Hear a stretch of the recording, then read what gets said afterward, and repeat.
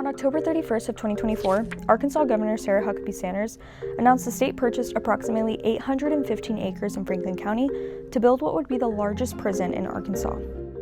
Local residents and lawmakers immediately questioned the decision, arguing the state should have met with community residents before buying the property. Groups opposing the proposal have continued to air complaints and concerns. Sanders' administration, along with state correction officials, some legislators, and supporters of the prison, maintained the Franklin County site is the best option, and that something must be done to address chronic overcrowding in the state prison system. No one on either side seems to be backing down more than a year later. This is Unpacking the Issue.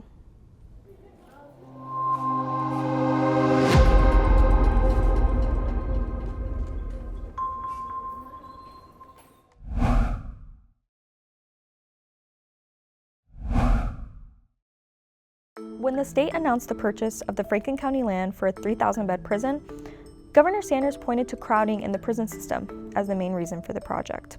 A page on the Arkansas Department of Corrections website addressing questions about the prison project states, "The new facility in Franklin County will be part of a larger strategy to alleviate overcrowding at a number of prisons throughout Arkansas, as well as at the county level. Additional bed spaces have been addressed at units across the state over the past 2 years, including recent additions in Phillips County and a planned expansion of a women's facility in Little Rock. The Franklin County facility would mark the first new unit built in Arkansas since the Wichita River unit opened in 2003. The Arkansas Department of Corrections oversees the state prisons. The department operates 20 correctional facilities, ranging from low security and work release facilities to super maximum security prisons, such as the Varner and Cummins unit. The largest inmate population among those facilities, according to the department's website, are the Cummins unit in Lincoln County, with 1,876 inmates, the Wichita River unit in Hot Springs County, with 1,782 inmates, and the Varner unit in Lincoln County, with 1,714 inmates. According to the nonprofit Nonpartisan Prison Policy Initiative, Arkansas had the third highest incarceration rate in the United States in 2024, behind only Louisiana and Mississippi. The group rated the number of people in Arkansas prisons, local jails, and other systems of confinement at 912 people per 100,000 residents. According to 2023 data from the group, 27,000 people were locked up in some sort of facility in the state that year, with 17,000 of them in state prisons. The nonprofit Nonpartisan Justice Center at the Council of State Governments reported in 2023 it embarked on a justice reinvestment approach in Arkansas to help state leaders identify and address the most pressing criminal justice challenges. That organization reported the state was struggling with high reincidivism rates along with high incarceration rates. According to the group's data, 45% of people released from prison in the state returned to incarceration within 3 years, and 62% of prison admissions in 2021 were for supervision revocations. So what about the cost? Well, the state's cost to house inmates in the Department of Corrections facilities each day was $74.46 per inmate in fiscal year 2025, according to a report from the Department of Arkansas Legislative Council in September of 2025. That works out to around $27,000 per year per inmate, which is actually one of the lowest rates in the country. According to an analysis of 2023 census data by the not-for-profit, nonpartisan USA Facts organization, the only state that paid less than Arkansas per inmate that year was Mississippi at $19,170. The highest, Massachusetts, at a staggering $284,976. Either way, the state prison crowding can be felt at the local level. County sheriffs reports impacts on local jail space while holding prisoners awaiting state prison beds that are not available. Obviously, the jails are primarily designed for pretrial people waiting to go to court, and then, once they go to court and get sentenced to prison, then we hold them until the prison can get a bed open. And the prisons are full, they're backlogged, so, on a given day, we'll have 150 to 170 people waiting to go to prison that are just waiting there for a bed to open up, and it's been taking 5 to 6 months for them to get a bed open and allow us to bring some of those people down.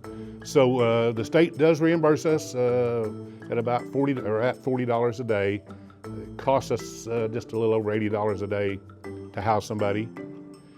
So the state does pick up $40 of that cost. but it's still,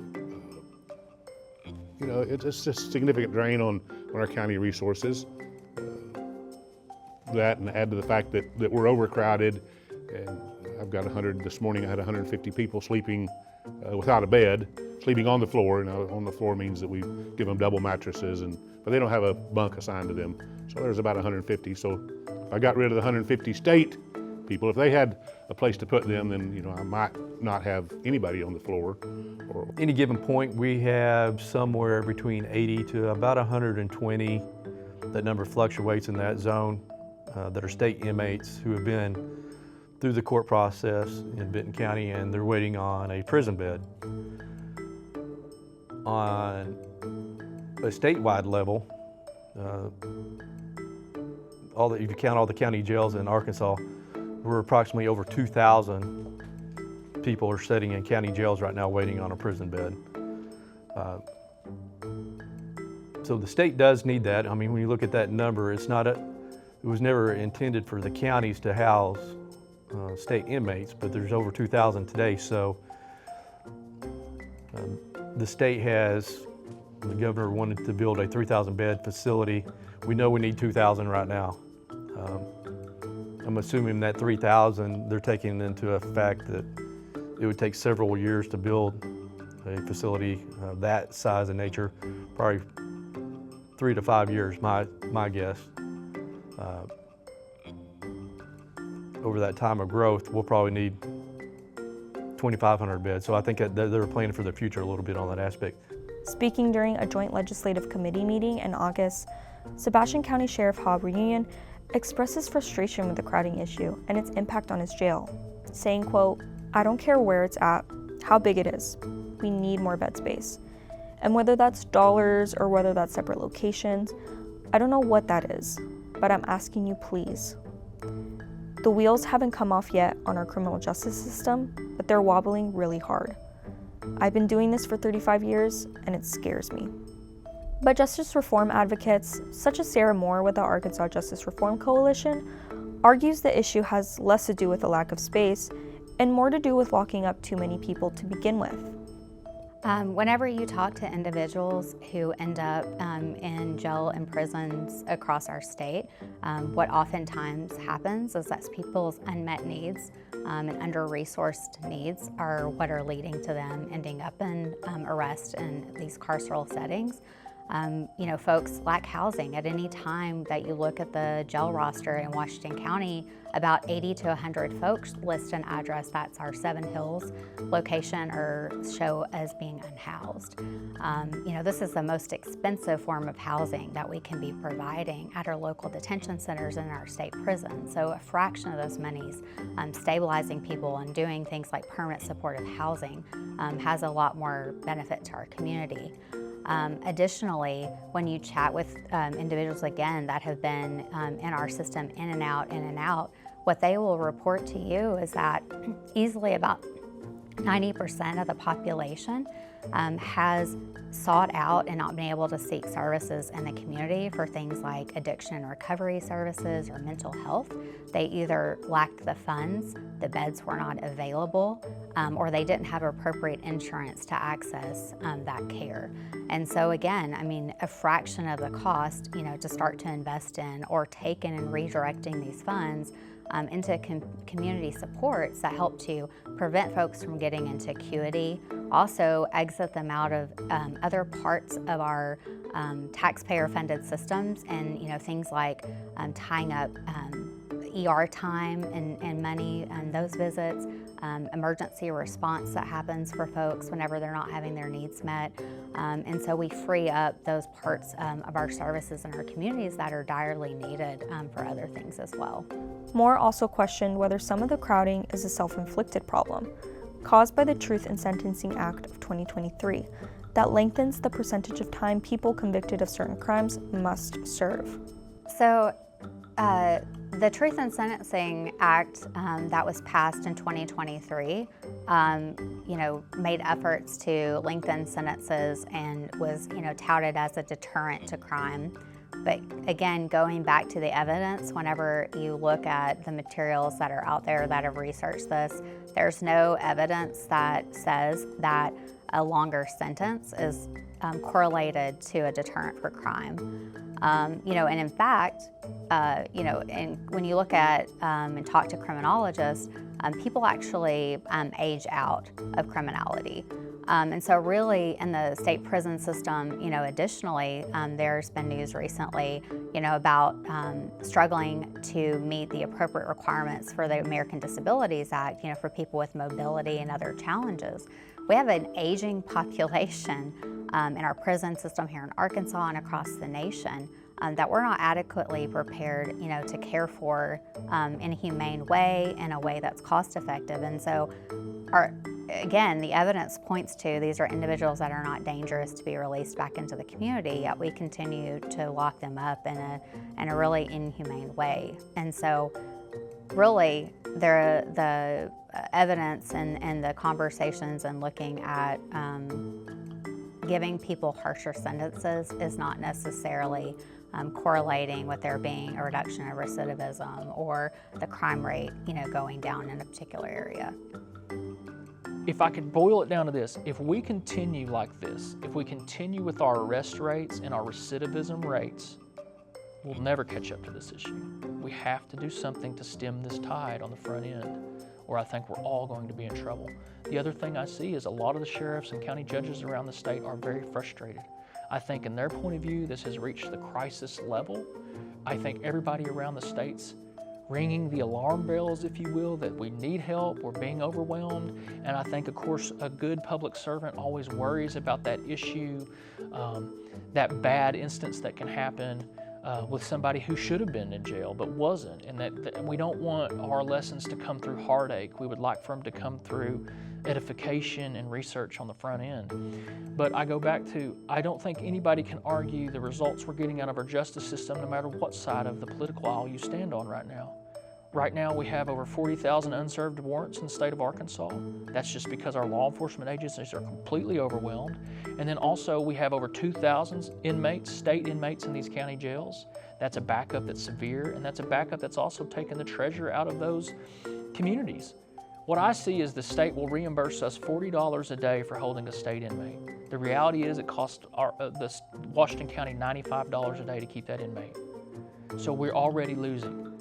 The state is taxing us on the front end with the promise that they're going to incarcerate these individuals on our behalf, and then they're coming around on the back end and giving us half the reimbursement. And that's another way I need the people to say there's a lot of money being invested in these environments, even outside the direct inputs that you can see. It's time for us to realize this isn't working. This is not working. This is not giving us the expectations of what we wanted, and it's not giving the expectations or what we would expect out of the money that we're spending on it. State Senator Brian King, a Republican from Green Forest and a critic of the Franklin County Prison Plan, said the crowding issue has a lot to do with state leaders not adequately funding the Department of Corrections.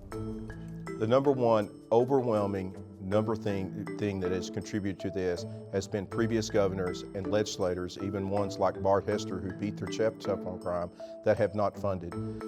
Corrections has stayed 8% of the budget since 2006 I went in. This last budget was only 8%. They're starving corrections. They've been starving corrections.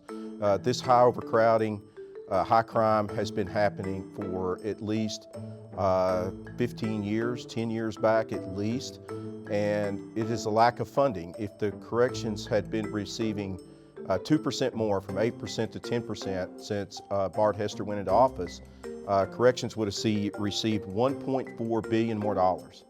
Instead, they prioritize money going to other things like expanding Medicaid, other programs like LEARNs are taking more money up, and when you take more money towards that, you're going to starve corrections, and that's what's happened with our budget. Corrections is still starved.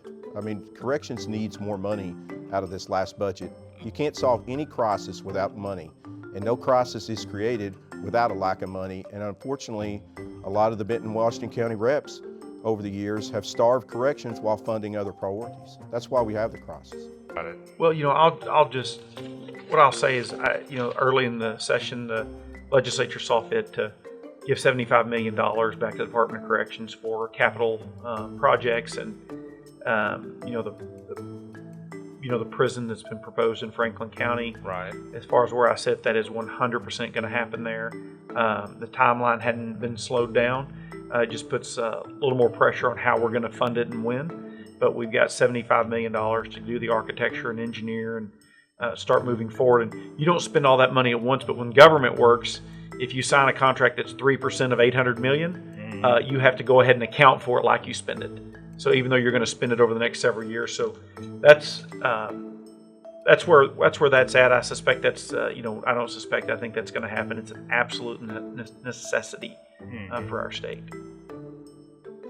Anybody else got something to say I've about that? visited Cummins Varner Unit 3 times since I've been in the legislature, and that area, started in 1902. I think is when the first beds went in that prison, and then if you've seen Brubaker, you saw maybe some of the history leading through it. And South Arkansas, the population just continues to decline. If you look at a graph of where the population center is moving to, in the early 1900s, it was closer to Pine Bluff. Now it's closer to Russellville. So the populations are just moving away from that area. So getting workers, expanding that prison just doesn't seem feasible for a long-term solution. This is something that's, the prison's not going to be built tomorrow. It'll be built and probably done in 5 to 7 years. And with Northwest Arkansas, we're hitting a population of 1 million by 2045. If we don't act now and get not only a prison built, but implement the right programming in the prisons to reflect what modern day recidivism looks like, and getting the right training. Those are things that are all being talked about in Little Rock. But if we can't get the facilities for it, we're just going to continue to loading up our local jails and prisons. We're not putting misdemeanor justice on the table to lead to more felonies, and it's a road that I am not wanting to travel, and that's why I support the prison and trying to find a solution.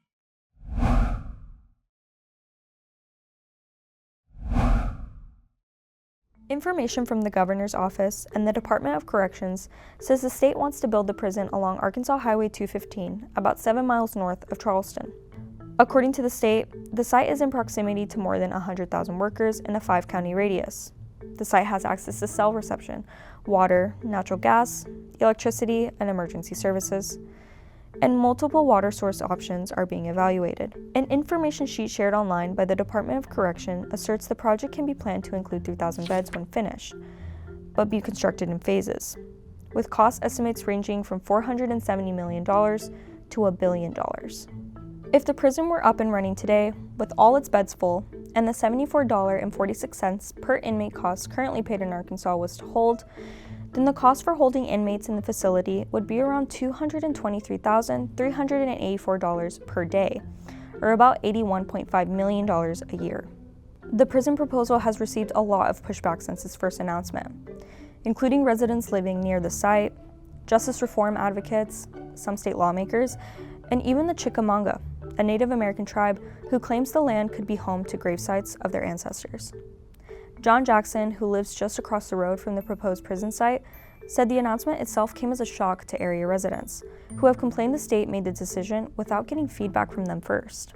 They didn't ask us, there was no involvement, so we were totally taken aback when that happened.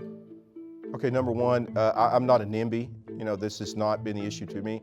I have the top part of Franklin County. The late Senator Stubbsfield had the other part where the prison's going in. As I stated earlier, in 2017, I tried to address this crisis.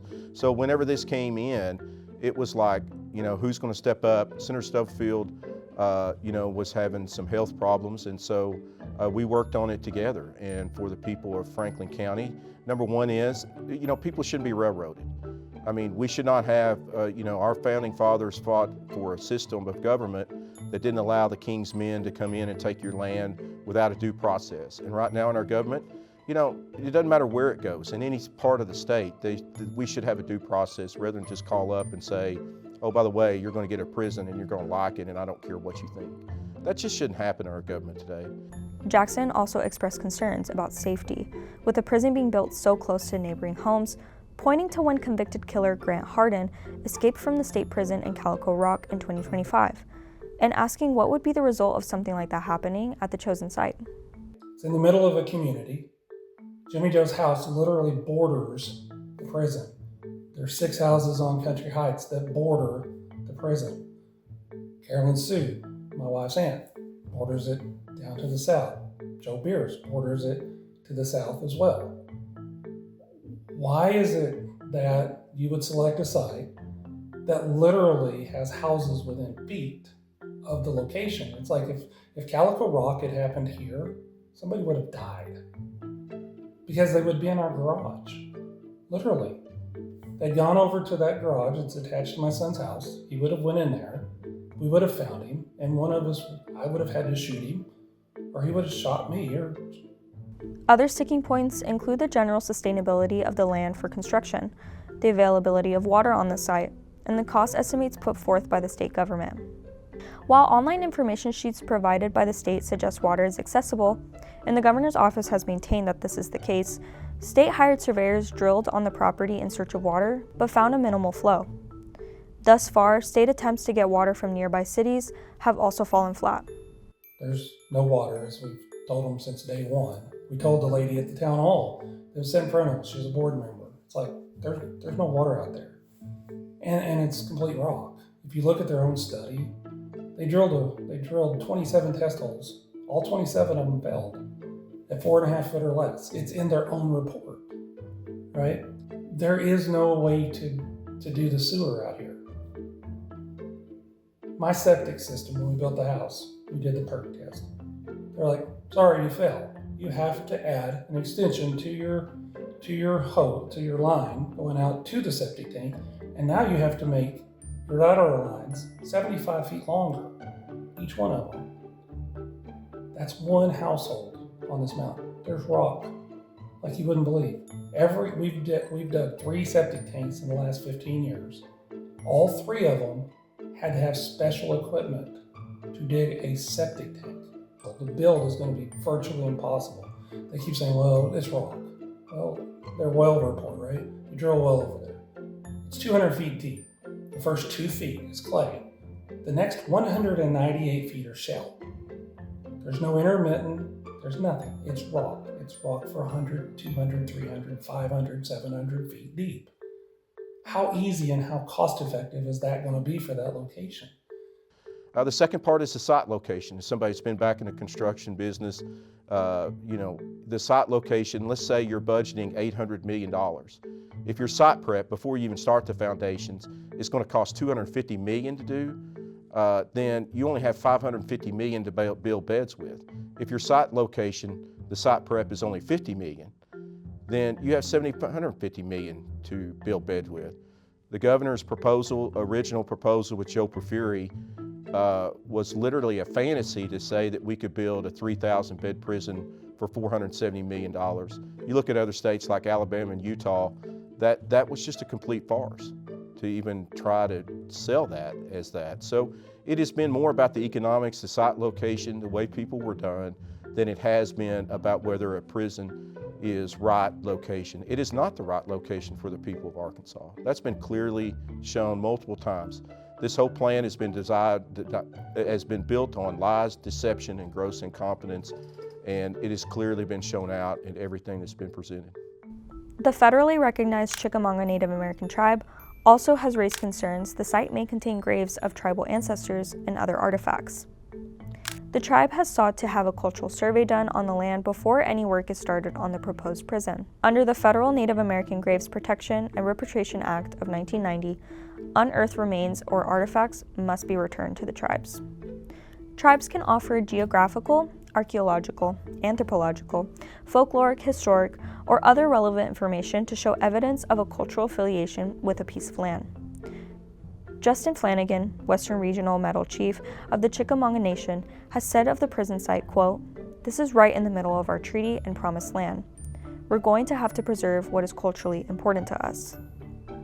State officials have rejected the tribe's assertion of rights to the land and have said no Native American gravesites have been found there. Department of Corrections spokesman Rand Champion said previously that preliminary assessments show, quote, "no evidence of a burial site." Sam Dubke, communications director for the governor, also weighed in on the Chickamauga's concern, saying, quote, This claim's only purpose is to try and derail the Franklin County Prison. Sanders' administration and supporters of the prison proposal have said the project will be an economic development boom in the area, offering good-paying jobs in the area. But John Jackson claims most people in the area aren't interested in whatever economic development the prison would offer. The only people that want this here are the ones that are trying to make money.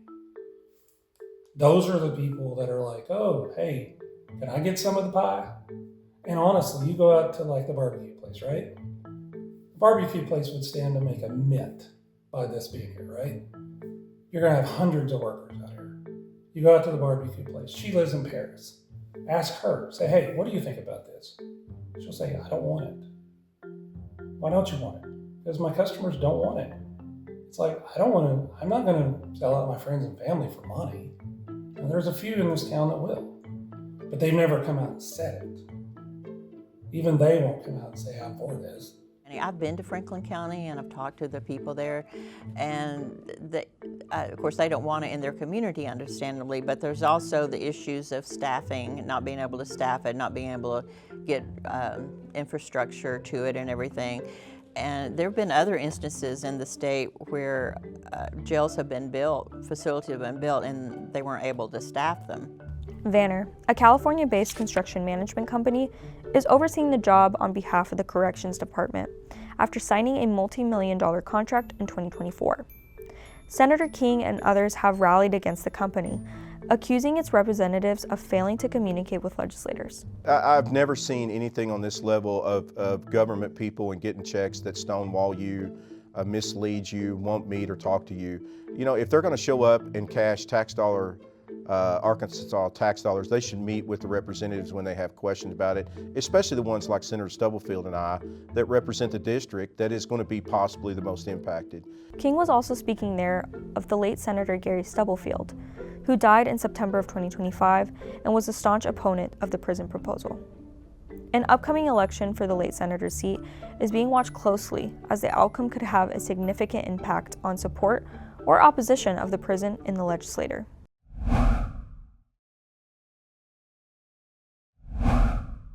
No matter who you ask, it seems everyone agrees crowding in the state prisons and jails is a problem. But when you talk about how best to address it, that's where disagreement comes in. I wish that we would talk more about prevention and programming and spend more of that money on some of those kinds of things. And I think that's where most of my constituents are. They'd rather see some money spent on the front end to prevent and to get people out that we can get out and those kinds of things, rather than spend as much money as we're talking about. The projections that we get to kind of project our prison population are based on what policies have been made, and if we kind of continue down the road doing the same thing. You know, I would argue that the definition of insanity, right, is like doing the same thing and then expecting to get different results. We say that we currently do not like the results that we're getting through the Department of Corrections, yet we're talking about locking more people up. And there was a recent release of the latest projections in the last several weeks for the department. And part of that was taken into account the truth in sentencing impacts. But also what was shared during that time is that we've stopped doing certain things too that is creating additional backlog that we could restart again. We stopped doing the EPA, which was the Emergency Protections Act that allows for there to be a release of individuals early. That was stopped whenever Governor Sanders came into office, and so those folks are backlogging. But these people were exiting the system safely and not creating a public safety risk. Additionally, we see that people are staying past their T&E date, which means individuals, again, who could be safely released into the community are staying in facilities longer than they had been previously. This is for many different reasons, but one of the main reasons would be that oftentimes the folks that are supposed to be doing re-entry, they're supposed to be getting parole plans for folks to go out safely into the community, are not adequately staffed, are not adequately resourced in a way to be able to get those folks out the door. And so prioritizing too staffing that that really looks at re-entering would help to reduce some of that backlog as well that's in our current prison system. I mean, those two things alone have the ability to then, where we hear a lot of the concern is this backlog of state sentence folks into county jails. But if they would be moving, that little bit that continues to back up and they'd be moving into the state prisons at that point, oftentimes that's enough bed space release for those county jails to be okay with that level of turnover coming through their facilities. Senator King floated an idea in the 2025 legislative session to take the money under consideration for the Franklin County Prison and instead use it to fund expansions of county jails, specifically those county jails that are overcrowded because they're holding the largest number of state inmates waiting for prison beds. The idea would also include possibly building regional facilities in those areas most affected by the overcrowding. Okay, number one, it's about the economics, about what we can afford. So if you're looking at it, I'm not a favor of these mega prisons. If you look at Utah and Alabama, for example, once you get sunk into these mega prisons, they're all mega financial disasters. We could build smaller regional facilities. My plan actually gives flexibility. It gave flexibility to the Board of Corrections either to build their own facilities. Understand that half the inmates in incarceration right now come from just 4 counties. Pulaski, Benton, Washington, Sebastian County. Pulaski already has Wrightsville Correction Facility. We need to build the facilities in Northwest Arkansas, but yet my plan is more flexible. It would also allow grants to county jails to expand, much like we do our schools, that would have no state impact. Understand that the governor said that that's a failed plan, but she also signed a deal with Phillips County, I believe, that was a county-state partnership that she said was a win-win. So she's flip-flopped on this thing. I mean, we have that documentation where she said that was win-win. It's not my ideal situation, but once again, it comes back to what can you afford? And you kind of have to look at flexible operations. It sounds really good on paper, and I get what his intent was, but I don't think he understands there's a lot more going on with that. For one, the state only pays us $40 a day to house someone that's supposed to be in a state prison. Now, costs vary by facility, but like a facility like mine, our expenses a day are over $60 a day. So you do the math right there. As a county, the taxpayers of Benton County are losing $20 a day that the state should be paying, but they're not. So that's one of the issues with it. Giving us money to build a facility. Well, we've got money right now to build a small expansion that we were looking at doing, but we had to stop that project. I was looking at adding 300 low-level security type beds in a new addition to one of our buildings. Namely, I was trying to address misdemeanors. But even with that, we got to the real cost in a jail is not building it. Those are expensive. Anytime you say government, the cost goes up even higher than commercial. The real cost is the long-term operations and maintenance of that facility. So we started putting pencil to paper on just the little expansion that we were wanting to do. And per 100 inmates, it was going to be $2.2 million a year just to operate it. So we were looking at doing 300 beds. That's $6.6 million. We don't have that in our budget. In a good year, we might have $1 million in turnback at the end of the year, not $6 million for sure. So we stopped that project. So I say that to say, what he was implying, giving us money to build it, well, that's fine, but we would not have the money to operate it. Well, I think it has merit to talk about, but it also assumes that the relationship between the state and the county level governments has been good to this point, and it hasn't. So what that legislator is asking us to do is to throw in with the state and get some money on the front end to help with construction. All the while, we know the promise was made to us to reimburse us to hold the individuals that we hold now at half the rate. And so I think there's a lot of problems with that whole thing. I also think there's a lot of relationship building between the state and the county level that has to happen, and a lot more trust invested there. The other thing, the state of Arkansas is not the same as you move around. So we have resources here, and we need to treat our community one way. That might be completely different in the Delta. I'm not sure. And so I think if that were to work, there would have to be some tailoring that would have to go on to these different initiatives around the area. Some people have said they don't care where a prison is built, but they believe wholeheartedly the state will need a new one. I don't necessarily have a position on the Franklin County case or the Franklin County prison itself. I take the position we need one. And whatever the state can do to get the thing taken care of is a net positive, I think, that will be for the county. I know that there's been a lot of discussion on the where, I think, is the big issue, and the challenges that are created when you are trying to place a facility that big, especially in Northwest Arkansas. But I mean, honestly, a lot of those challenges that we're discussing would be a challenge in pretty much any county in the state. I believe that we're taking the right steps in getting something built. I know that there are minds in Little Rock that are working hard on this particular issue. I support whatever they're going to do, and I hope we get some level of work done on it soon. The other thing I would like to say is, while I appreciate the state, going back to the Franklin County prison issue, I appreciate their efforts. And it's way beyond time that Arkansas add to its prison population. Unfortunately, that is it's just reality. We are past that tipping point. It's not a conversation of if we need that prison space. It's a conversation of how quickly can we get it online in a responsible manner. And I think as the more and more this drags on in Franklin County, the more and more I want people to understand, in Washington County, we're not looking for the state to solve this issue because we see some of the dysfunction that happens.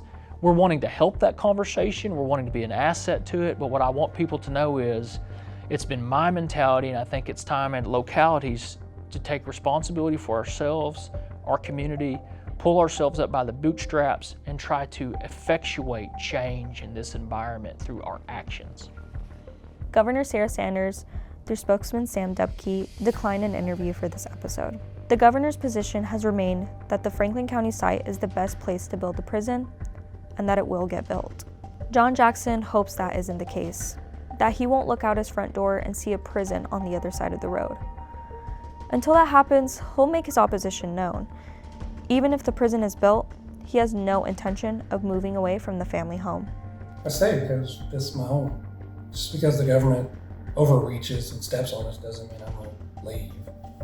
Why would I do that, right? This is my home. I bought it, I've worked for it, I built it. I will take down my skeletons and turn in my signs and shut down my Facebook page the day that opens. Until then, I will fight it. No matter what happens with the Franklin County prison proposal, journalists at the River Valley Democrat-Gazette, the Northwest Arkansas Democrat-Gazette, along with our sister newspaper, the Arkansas Democrat-Gazette, will continue to bring our subscribers the latest developments through our websites, social media accounts, and printed products. Please keep up with us online at rivervalleydemocratgazette.com and nwaonline.com as we continue to unpack this issue.